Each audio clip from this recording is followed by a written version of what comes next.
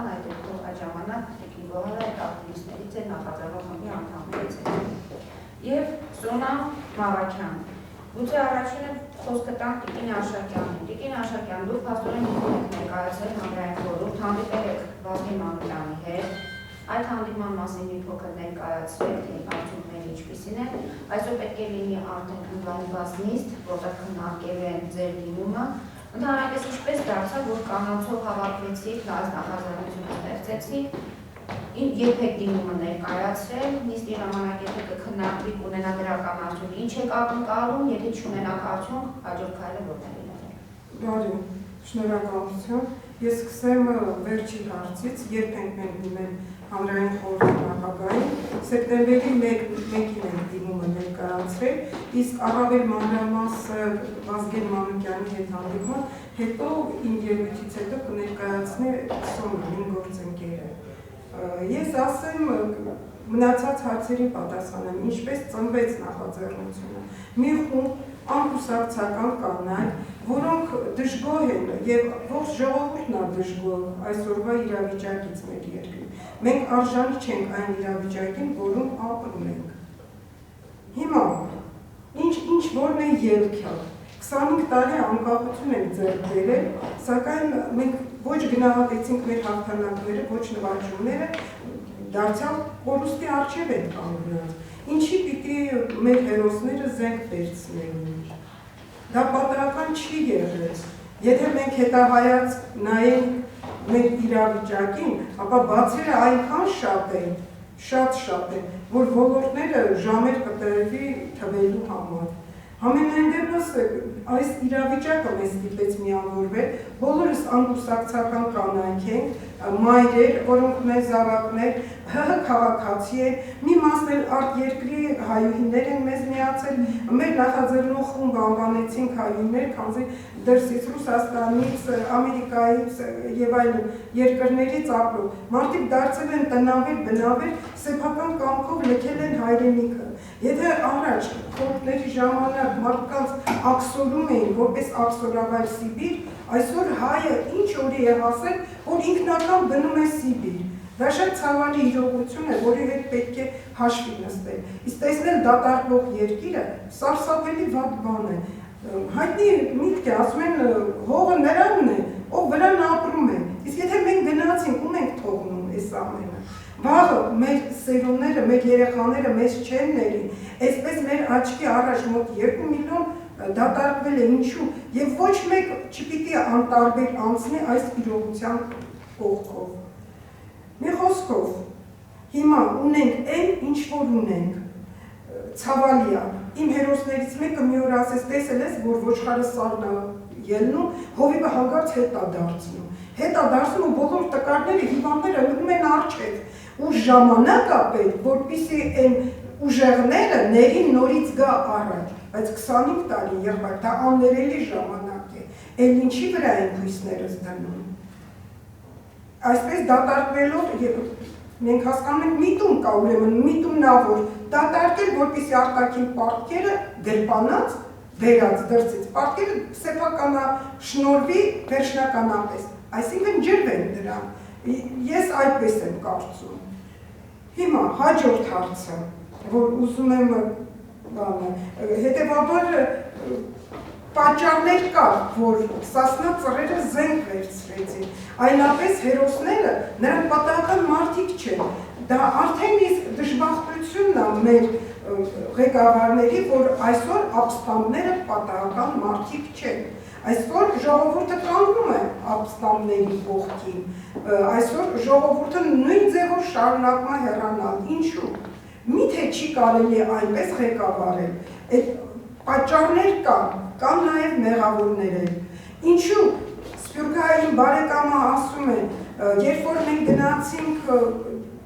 Տերզորը ունենք մեր թիկունքում, հասանք Լիբանան, Սուրիա, Լիբանանի Սուրիա անապատները մենք չորացրեցինք, 10 տարի հետո միլիոնատերեր էինք ուրիշի երկրում, իսկ դուք, դա դեռ ասել է 99 թվին, խորհրդային տարիների 73 տարվա ապահով կյանքը ունեիք և ահա 10 տարի է դեգերում եք անորոշության մեջ, պարզվեց ինչ 10 տարի, 10 զարավ արդեն 25 տարի։ Տիկին Գոհար հասկանալի է, փաստորեն դուք արդարացնում եք սասնատվերի գործողություններ այնքանով, որ այս տան հանրապետության այս 25 տարիների կուտակված իրավիճակը տղաներին ստիպեց, որպեսզի զենք վերցնեն եւ դիմեն այդ քայլին։ Հիմա ինչպես դուք եք ասում, մենք ունենք մի իրավիճակ, որը իրականում ունենք տղաներ, որոնք հիմա մեկուսարաններում են, մի խոսքով անազատության մեջ են եւ այդ հարցով դուք դիմում եք հանրային խորհրդին, ճիշտ է։ Այո, դիմում ենք հանրային խորհրդին, որտեղ մեր տունը մենք պիտի մաքրենք, մենք պիտի կարգի բերենք եւ այստեղ չկան օտարներ, չկա թշնամի, պարզապես չհասկացվածություն կա, ինչը բերում է այսօրվան եւ թշնամին պիտի ծիծաղի մեր վրա։ Այդ զոհերը, որ մենք տվեցինք սահմանի վրա ապրիլյան, ով է պատասխան տալու։ Հիմա կասեք, զոհ ենք տվել նաև զինված ներքին գործերի զինված ուժերից, համամիտ են, նրանք եւս մեր զոհերն են,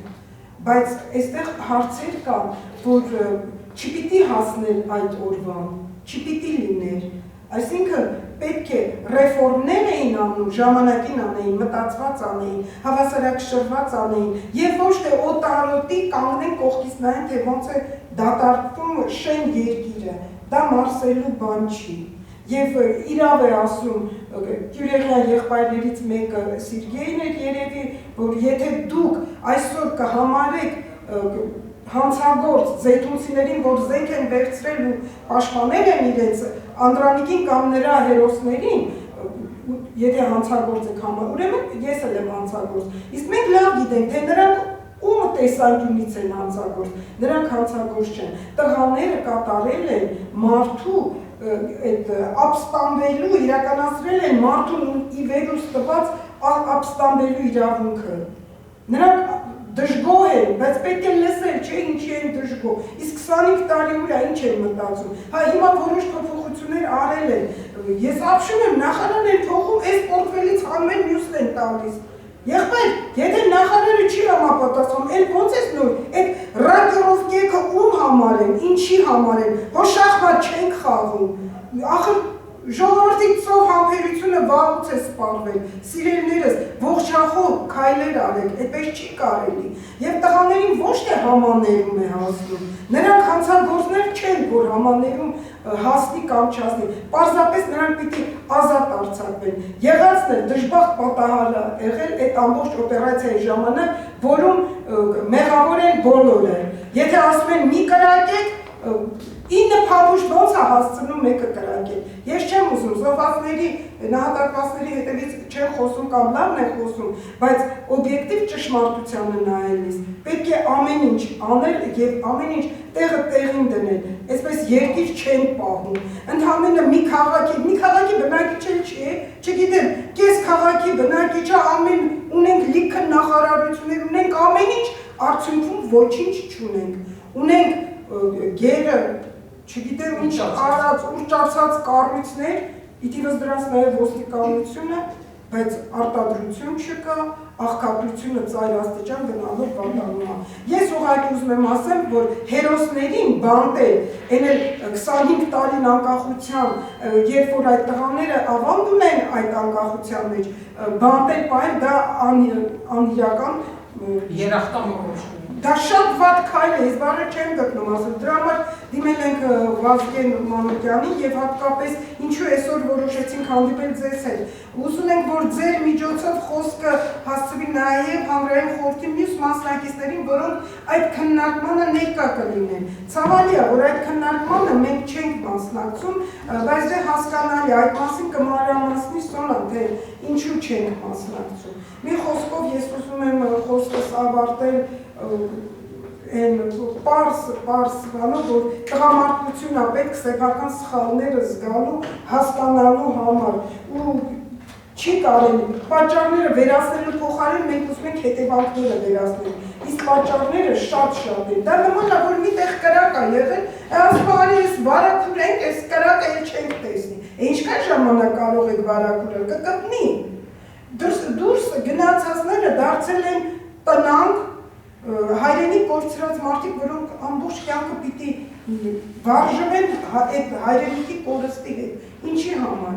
Չի կարելի, ողջախոհ եղել։ Եթե ես սխալվեմ, իմ ընտանիքի ճակատագրի հետ սխալվեմ, բայց երբ որ երկրի ղեկավարն է սխալվում, այդ դեպքում ամբողջ ազգի ճակատագրի հետ է խաղում։ Կավրեսենք տիկին Սոնային մի փոքր ներկայացեք Վազգեն Մանուկյանի հետ ինչ հանդիպման ընթացքում ինչ հարցեր քննարկվեցին եւ այսօր դեր նախաձեռնության անդամներից ով է մասնակցելու այդ լայն քննարկման նիստին։ Նախ ասեմ, որ շուրջ մեկ ամիս դիմել ենք հանրապետություն, բայց չգիտես ինչի երևի կծում են, որ ավելի կարևոր հարցեր են եւ մեր հարցը ոչ քննարկվում է, ոչ պատասխան ենք արտոնանում։ Ստիպված ես ուշացրի, որ մենք այդ հարցով համակարգ պատասխանի հարցեր ենք դատան, իհարկե մեզ հակադարձեցին մենք պետականացան չենք, դա մետաղնական չենք, բայց մենք դիմենք ժողովրդի դատարանին ու ասենք, որ ժողովրդի եւ կառավարության մեջ կա անջրպետ, այդ անջրպետը պետք է լցրել հանրային խորհուրդը, բայց հանրային խորհուրդը մեր մասած անգորության է մոտված կամ գուցե ավելի ճիշտ մեր երկրի իշխանությունն այնքան է կենտրոնացված, որ չեն համարձակվում աշխատել։ 2 օր առաջ Վազգեն Մանուկյանի հետ ունեցավ հանդիպումը, ինչպես ասում են, հանդիպումն անցավ ջեր փոխմբռնման մթնոլորտում, այսպես ասած, բայց վերջում մենք հասկացանք, որ արդյունքներ առանձնապես ակնկալել չեն կարող, դրա համար շատ հապշտապ դիմեցին լրատվամիջոցների, որպեսզի գոնե օրենքի ուժով ստիպեինք հանրային խորհրդին աշխատել։ Նախ ասեմ, որ ամեն վայրկյան շոշափում էր այն հարցը, որ զենքով հարց լուծելը անհնարին է, եւ դա պատնեշում էր հետագայում ակնկալել, որ կարող է տղաներին ազատել հարց դրական բյուջեով։ Իհարկե ես անմիջապես հակադարձում էի, որ այստեղ հարցը չի գնում զենքով սեփական հայրենիքների կրակելու կամ սպանելու մասին, այլ հարցը գնում է տղաների, որ դրանով իրենք իրենց պատժեցին, իրենք հայտնվեցին շատ ծանր վիճակում, ընդհանրապես ճարակատյալ ապստամբության հարց է եղել եւ ոչ ոք դրանից հետո չեմ կարծում, որ օրինակ կվերցնի, առանց այդ ես շատ եզակի դեպքեր աննախադեպ, ոչ ոք չէր կարող պատկերացնել, որ նման բան հնարավոր է։ Նախ ես մեղադրեցի մեր իշխանություններին, հատկապես ոստիկանությանը, ազգային ժողովրդի դեմ կարողանում են աշխատել, բայց չգիտես ինչի, Երևանի կենտրոնում չեն կարողանում մի բան փոխած գունդ պահել, այն դեպքում, որ այդ գունդը կարող են գրավել մեր թշնամիները, կարող են գրավել անվերջ սունակները, ու դա կարող ճակատագրական լինել շատ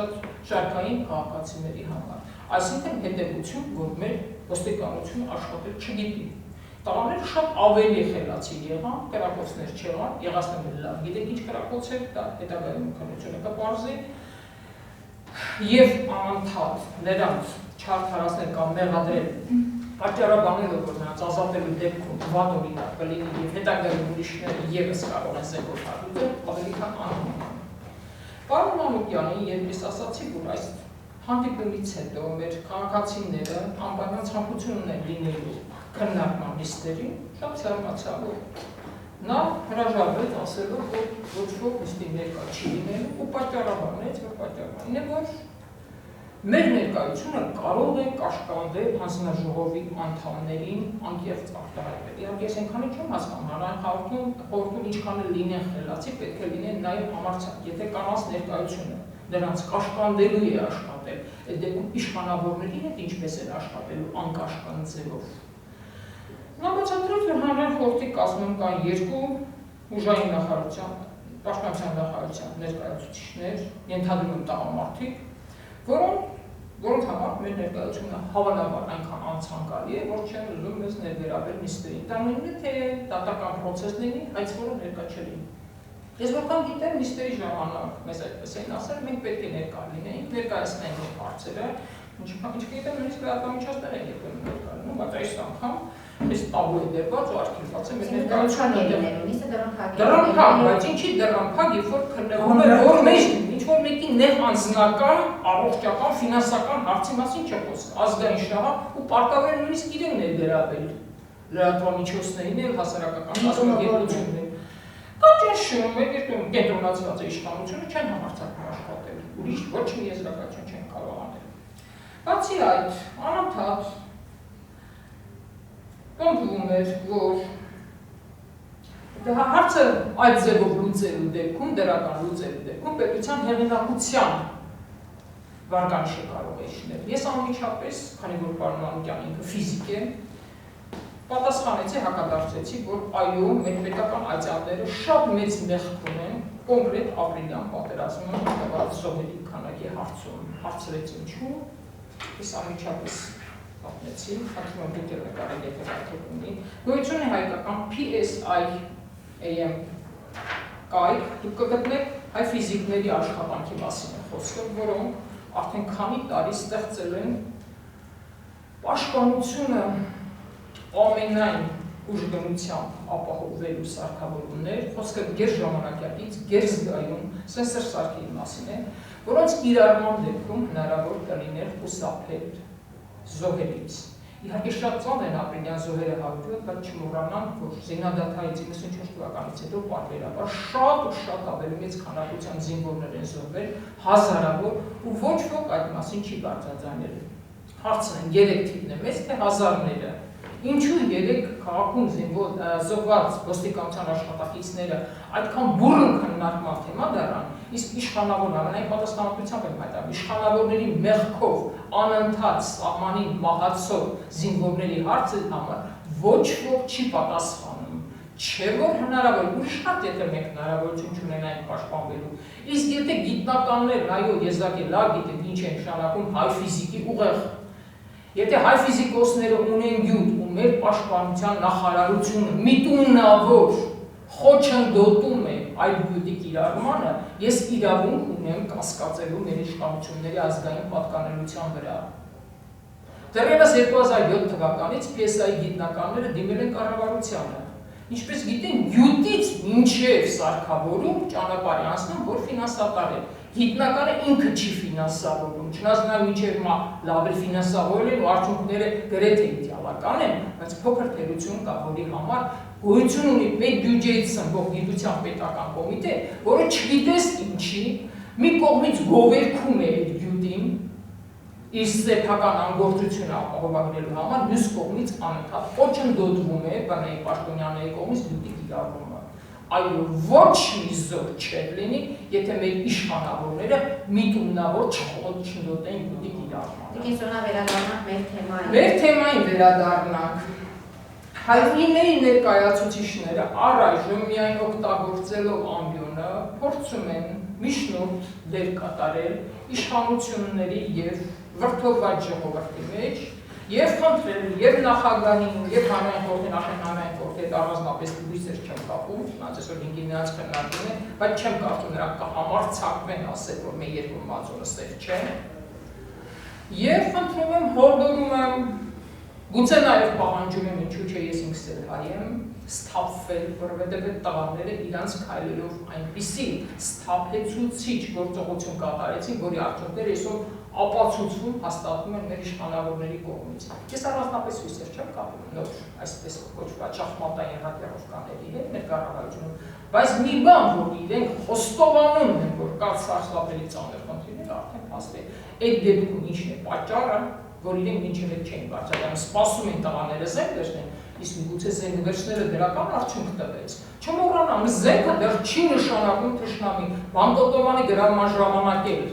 տղաներն էլ ասալ այ զենքով էին հարցերը լուծում, բայց ինչ էին ուզում, կրակել շարքային պարտազ, թե ուժ ցույց տալ, ակնհայտ է գոյություն ունի ճնշում վերևից, դրսի ուժերից, մենք էլ ճնշեցին ներքևից, ընդհանրապես ցանկացան, որ մեր նախագահը դրսում ճնշումների ենթարկվելիս ասի, որ իր ժողովուրդը չի կամենում ենթարկվել տարաբնույթ ուժերի ճնշմանը։ Թող որևէ մեկը հերքի, որ այդպիսի ուժ կա։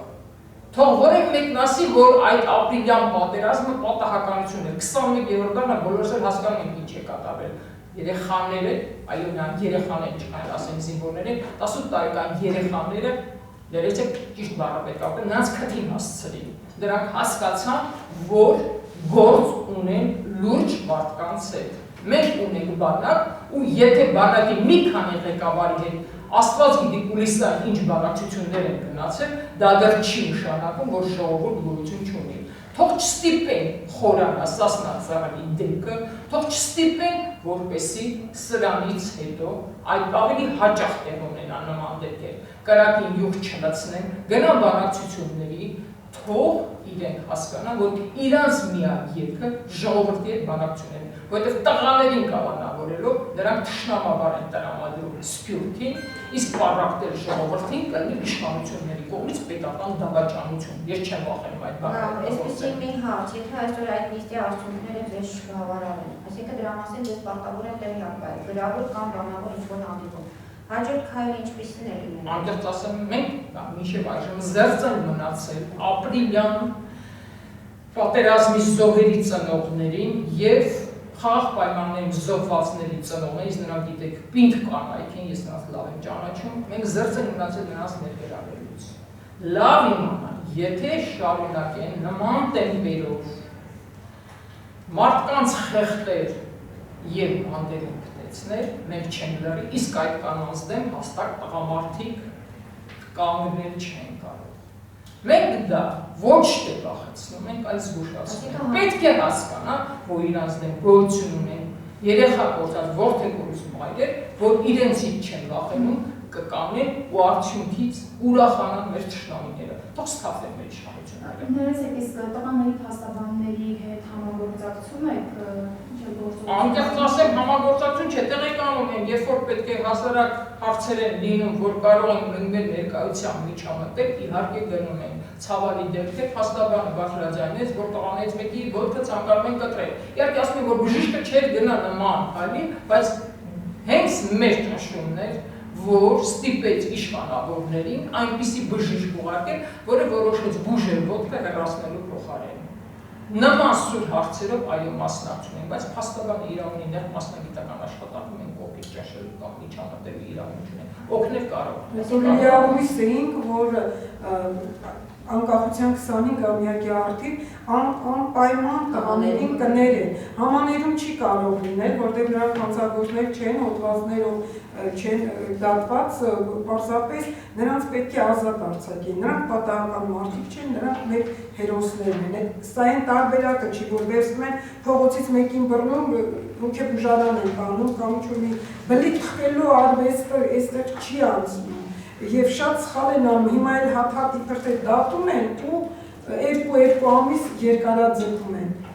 Դա շատ սխալ քաղաքականություն է։ Եվ ես ուզում եմ առիթից օգտվել մի խոսք էլ ասել մեր մտավորականությանը, որոնք հորդորում են, չգիտես ինչի, բանտված Ժիրայր Սեֆիլյանին, փոխանակ հորդորները ուղղեն դեպի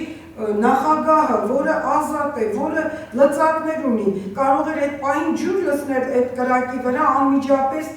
ասենք ազատ արձակեր խորհրդարանը ենթադրենք, չգիտեմ ինչ, հազար մի քայլեր կար, բայց անյութես այս մտավորականները անեկդոտ էստեղ հիշեցի, խորհրդային շատ կարճ անեկդոտ պատմեմ, ընկեր Մարգոն Վարդանիկին հարցնում է, Վարդանիկ, կովը մեզ ինչ է տալիս, նա պատասխանում քացի, Վարդանիկ լավ մտածի, ինչպես թե քացի, հա ասում է քացի է տալի, չէ Վարդանիկ, կովը մեզ տալիս է կատ, կարակ, պանիր, սենց ենեց, Վարդանիկն է տալիս է վերևներին, իսկ մեզ քացի է տալի, Մարգոն ասում է, շատ շուն ես Վարդանիկ, Վարդանիկն էլ պատասխան, ընկեր Մարգո, դուք էլ պակասը չեք, բայց ձեզ էշի տեղ եք դրել, ես հիմա ուզում եմ ասեմ, այդ իրենց էշի տեղ դրած շատ-շատերը մեր ժողովրդի մեջ, կնեն մտավորականներ, կնեն դիրքեր ունեցող եւ ինչ, թող իրենց ձայնը բարձրացնեն եւ միավորվեն այս հարցի շուրջ, ոչ թե տաքուկ անկյունում ծվարեն ու մեծ խոսեն, այդպես չի, մենք բոլորս մեղավոր ենք ստեղծված իրավիճակի համար, իսկ ամենից շատ այրուցի բաժինը մեղքի նկում է վատ կառավարիչների, տգետ, փնթի, անհասկացող, ինչ ասես կարելի ասել այսօրվա մեր ղեկավարների հասցեին։ Հա, ես ուզում եմ խոսքը տալ նաև Լիլիթին, Չէ, Լիլիթը, Անգելինա, ասենք ունեք, թե ես նորին միանում այսինքն ավելի Անգելինա, ազգանու ձեր կասեր Ջանոյան, Մենք կարող ենք ձեզ փոխանցել մեր հանրահայտ նախագահային ուղարկած մեր դիմումի պատճենը, որ մոտավորապես նավիճ կկրկնվենք։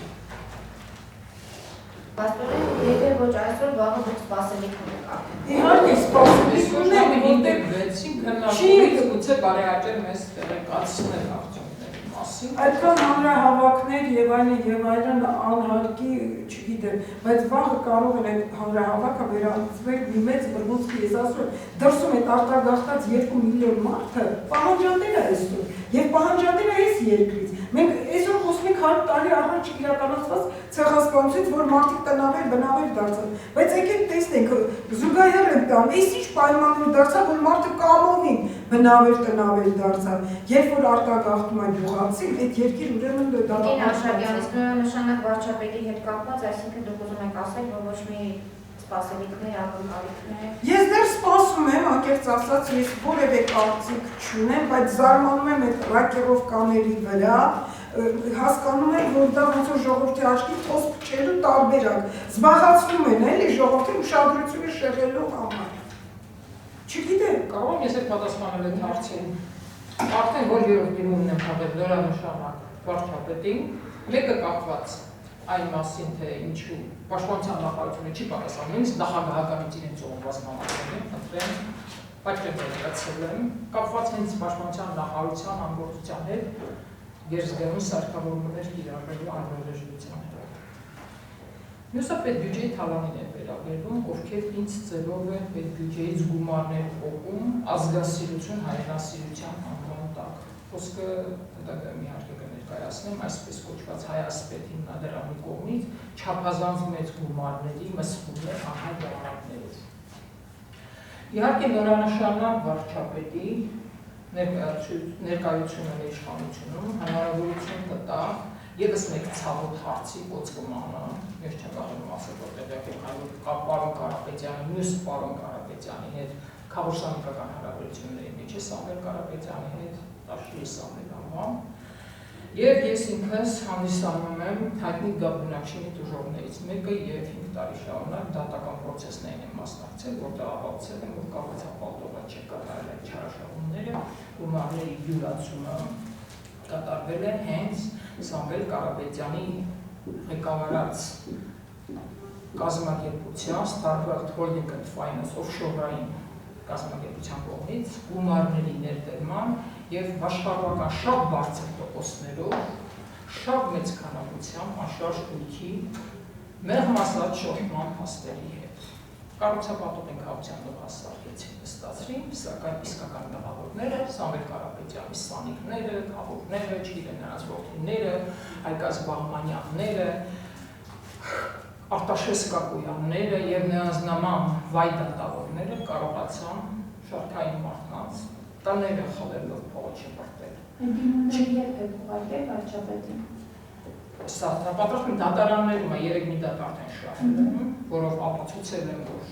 ինչպես իրենց ներկայացուցիչները գումարները հետ ստանալուց հետո, նոտարում ստորագրելուց հետո, որ գումարները հետ են ստացել, պարտքով պահանջ ունեն, կեղծելով, այդ հանգամանքը թաքցնելով, հին պայմանագրերի պատճեններով, խարդախորեն դատանեն խաբելով, ստացել են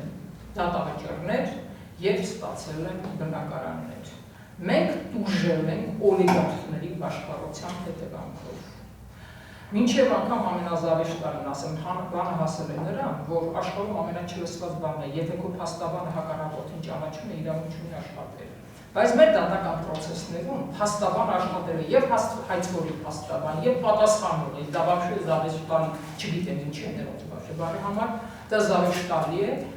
որովհետև արդյունքում կարողացել է համասարուն դասավանդող դասախոս կոչեցյալ Սայադ Բադարյանը միաժամանակ հանդես գալ 2 կողմի փաստաբան ու ամեն դատական պրոցեսին շուրջ $1 միլիոն գույք նվիրաբերել իր տերերին։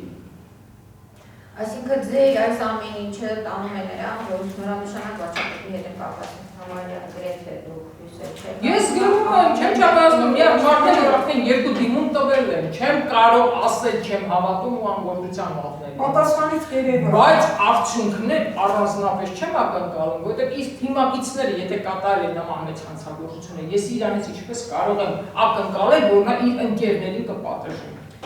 Փաստորեն այսօրվա մեր ասուլիսի նպատակն այն է, որ մենք կարողացանք այս ասուլիսի միջոցով բոլոր լրատվամիջոցներին հանրությանը հասցնել, որ դուք դիմումը ներկայացրել եք, դիմումի քննարկումը լինելու, հետևել դրան, փորձենք ինքնորոշելով նաև ինչով հնարավոր է ձեզ հաջողել, սատարել, սպասենք արդյունքների, արդյունքներից հետո եթե ինչ որ ասելիք ունենանք մենք Իհարկե սա կլինի շարունակական, հուսամ որ բարեդրացիական Հուսամ որ կլինի դրական պատասխան եւ Վերականգնելով այլ մենք մայրերին ներգրավել եւ այլն եւ գուցե չհասնի այդ իրավիճակին։ Հուսամ որ իրանք կստափեն ու թույլ չեն, մեզ չեն ստիպի ներգրավել այդ սևազգետ մայրերին։ Կառավարության շենքի առաջ ես միշտ տեսել եմ այդ մայրերին։ Դրանց ցավը չեմ կարողացել կիսել միայն նրա համար, որ անտանելի ծանր եղել։ Դատական process-ներին մի քանի անգամ մասնակցել, զգացի որ չեմ կարող։ Յարդերս չեն դիմանա։ Հեշտ չի զգալ, որ մորթել են մարդու երեխային, ծնողը պատախափում, բայց պետական իշխանությունները մեկ ինքնավության նոխազ են դառնում ու երբեք չեն կարող բացահայտել։ Ինչ է կատարում։ Ռազմաբժշկական հանձնաժողովը երեխաներին տալիս է առողջ լինելու մասին տեղեկան։ Երեխաները բանակ դրանից հետո հանկարծ բոլորը դառնում են հոգեկան հիվանդներ ու սկսում են ինքնասպանություն կատարել։ Այդ չի կատարում։ Մեր բանակը դառել է այդքան գժանոց, ով է սպանում երեխաներին եւ ինչն է պատճառը, որ այսօր 20 տարի է բանակում ոչ մի բացահայտում